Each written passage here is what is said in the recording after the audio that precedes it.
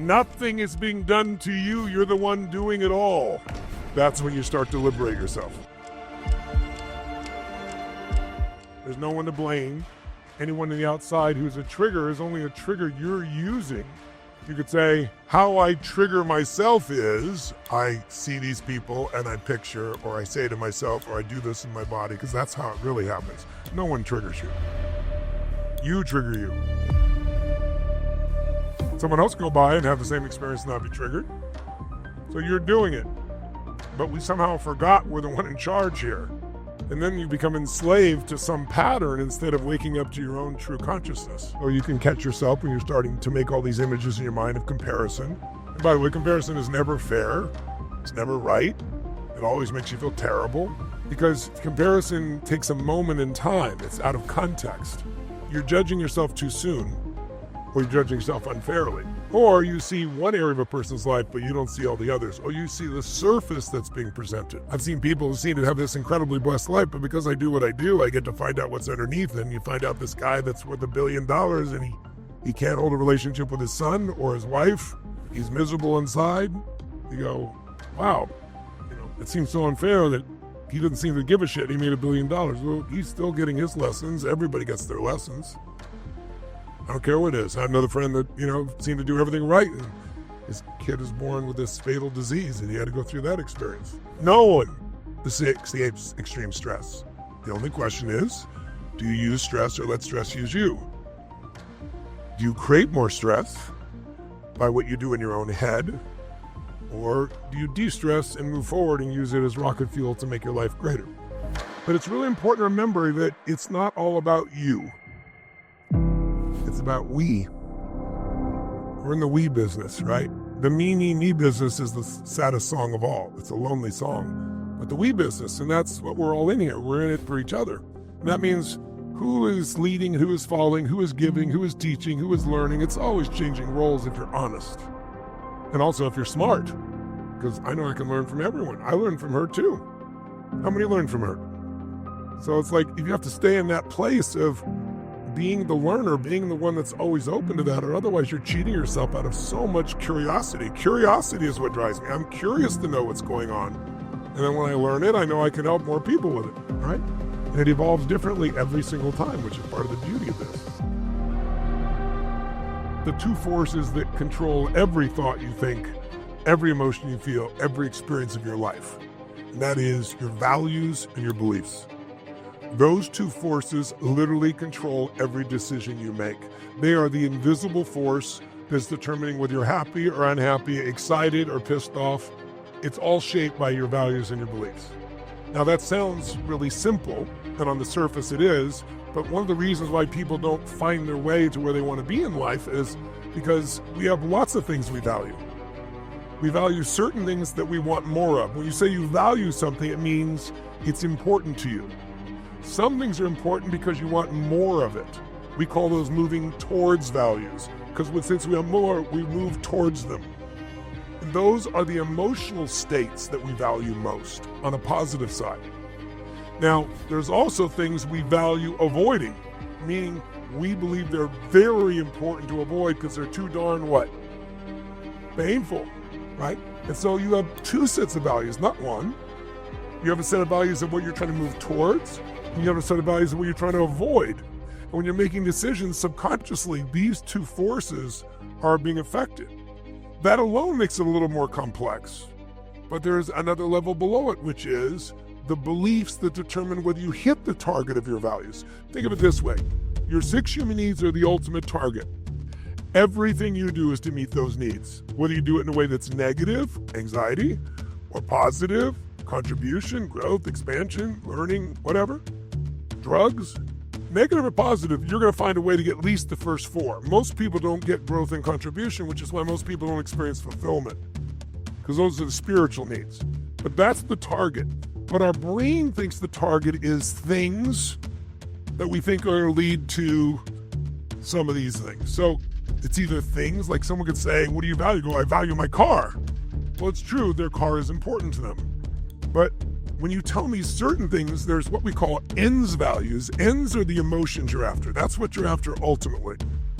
And then there's means. A car is a means. What does a car give you? You go, well, it gives me freedom, or it gives me status, or it gives me comfort, right? Those are the feelings you want. How many follow here? Like you might say, I value family.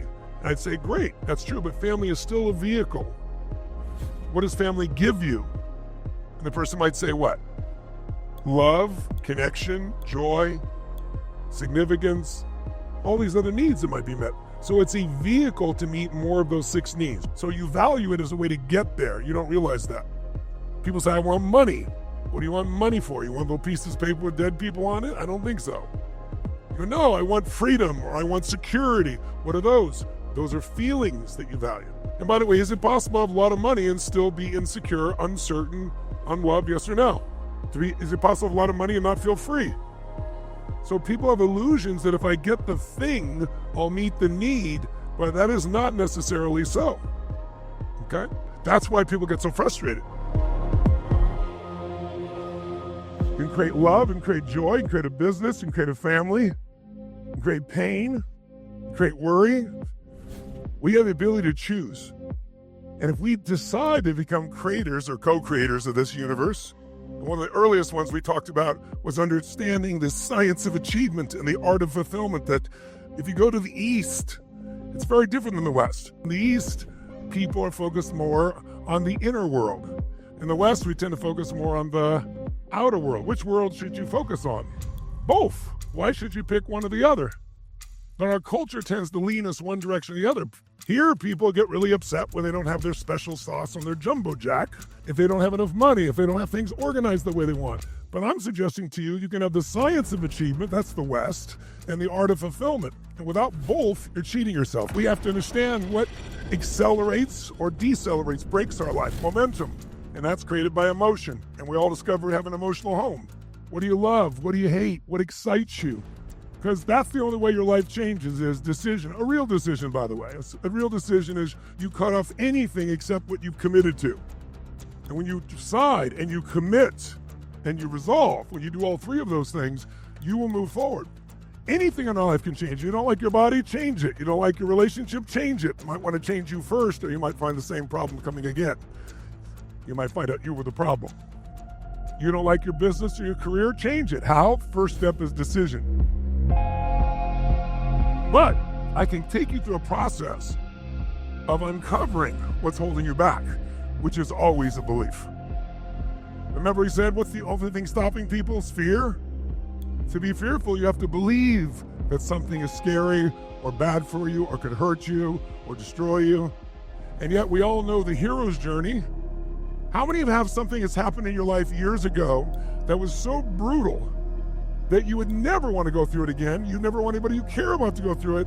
But looking back 5 years, 10 years ago, I see why the universe or God created that for me. I'm stronger, I care more, I'm smarter. Thank God it happened. What triggers it? Add one more little response to that. And that is, when you have this thought, what do you start to feel? What do you start to do? How do you start to become? How do you start to act? How do you start to feel?